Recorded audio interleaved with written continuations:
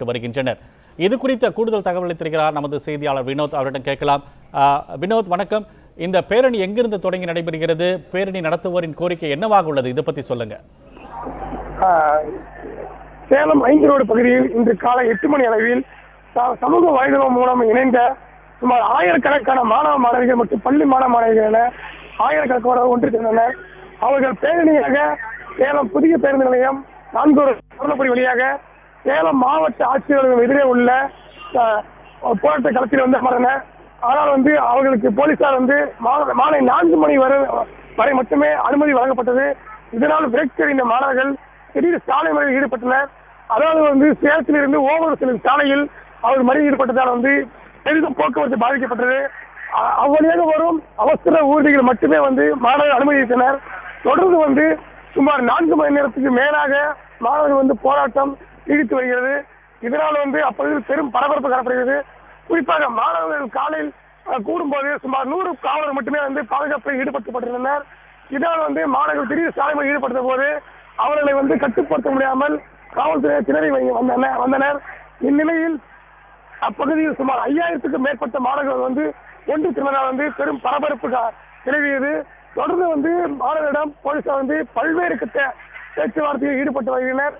அந்த பேச்சுவார்த்தை அனைத்தும் தோல்வியில் முடிவடைந்ததால் மேலும் மாணவர்கள் விரக்தி அடைந்து தொடர் போராட்டத்தில் ஈடுபட்டு வருகின்றனர்.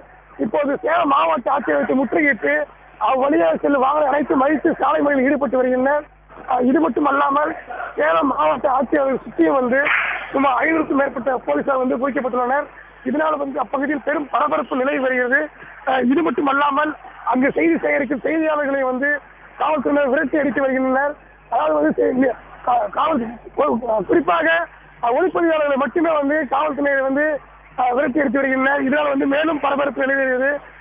இது மட்டுமல்லாமல் இந்த மாணவர்கள் போராட்டத்தில் பொதுமக்களும் ஏராளமாக கலந்து கொண்டு வருகின்றனர். பல்வேறு அமைப்பைச் சேர்ந்த சமூக ஆர்வலர்களும் ஜல்லிக்கட்டு வீரர்களும் சேலம் மட்டுமல்லாமல் சேலம், நாமக்கல், தருமபுரி உள்ளிட்ட சில மாவட்டங்களில் இருந்து மாணவர்கள் ஒன்று திரண்டு இப்பகுதியில் பெரும் போராட்டத்தை நடத்தி வருகின்றனர். சேலம் மாநகரம் முழுவதும் மாணவர் அலையாக வீசுகிறது. இதனால் காவல்துறையினர் அவர்கள் கட்டுப்படுத்த முடியாமல் திரளி வருகின்றனர். இது மட்டும் அல்லாமல் இப்ப சேலம் மாவட்ட ஆட்சியரை முற்றுகையிட்டு இந்த போராட்டம் நடைபெற்று வருவதால் அப்பகுதியில் போக்குவரத்து முழுவதும் பாதிக்கப்பட்டுள்ளது. இது மட்டும் அல்லாமல் மேலும் பல்வேறு பகுதியிலிருந்து மாணவர்கள் இந்த மாவட்ட ஆட்சியரகத்தை நோக்கி வந்த வண்ணமாக உள்ளதால் இப்பகுதியில் பெரும் பரபரப்பு நிலை வருகிறது. குறிப்பாக இன்று காலை 8 மணி அளவில் தொடங்கிய இந்த போராட்டம் மதியம் 12 மணி அளவு ஆகிய கூட இந்த போராட்டம் ஓயவில்லை.